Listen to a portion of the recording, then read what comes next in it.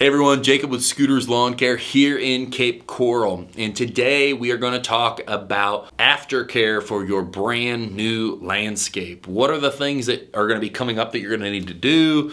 What are the things directly after that you need to do? We're going to go through this, we're going to compress this in a really quick video to share some information with you. So first and foremost, if you had any plants on the property, you're going to need to make sure they're watered, make sure they're maintained. Even though a lot of times irrigation will do it, I would still be checking and keeping an eye on the plants and seeing how they're progressing.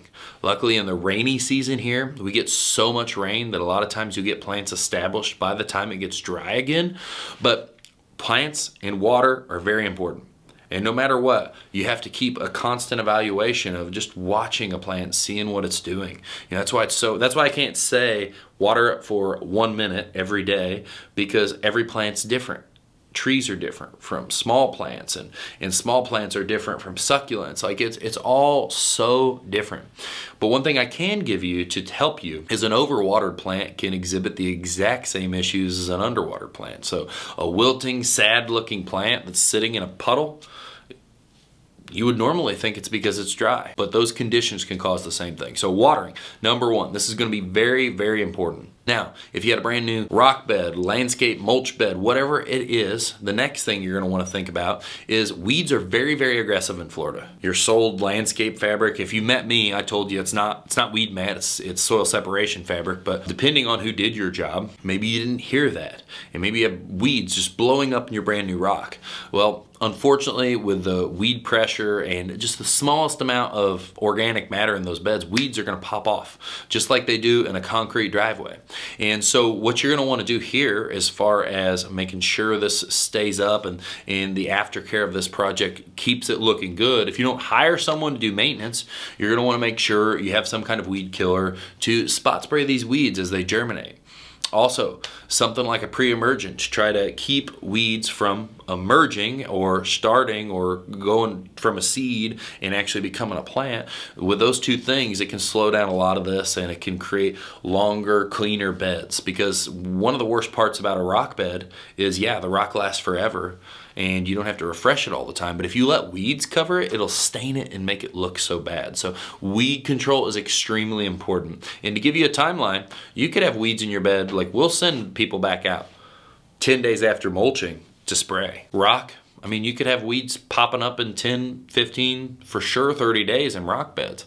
And that's why you want to catch them when they're small. If you catch little stuff when it's small and you just knock it out, it's done and you don't have to worry about it. Now, maybe you had lighting in your landscape project, and specifically landscape lighting. You know, all of our dock and our lanai lighting is very maintenance free. But when it comes to landscape lighting, it's always been something that is going to need to be watched, because it can kind of teeter-totter, or it can not be straight, or might not point the right way. So we've set up things like quarterly light maintenance programs for clients, so they don't have to worry about any of that. We send someone out, they straighten fixtures, verify that they're all working. If they're not working, take down what they need, because all the stuff's warranted, and put it in, and you just get billed labor for that. That's another thing that you're going to want to watch. This isn't something that's going to happen super quick, but it's going to be something that you want to watch for in the aftercare of your project, is making sure lighting, doesn't get moved, because something like a mower can easily hit it, and it can be something that you want to address to make sure it gets taken care of before a fixture's laying on the ground, wire gets cut, or whatever the case may be. Another thing that's going to be a little bit after your project, it's not going to be immediately after. If you've got all brand new plants, if you had a complete tear out, you're going to eventually need trimming. So you're going to want to be set up with someone that can do that trimming for you, that can set those things up so your property's ready to rock and roll, so things are ready to be maintained, and everything's clean moving forward into the future. So trimming is a big deal here. Things grow like crazy. Really, as I'm shooting this, I know a client of ours that we probably need to trim right now, and that's what it's like here. It just grows and grows and grows and grows and grows. So make sure that you have trimming set up so you're ready to go, things are taken care of, and your property's clean. With these couple little things to do, your project will look great, it'll be great, and it'll stay great. Talk to you soon.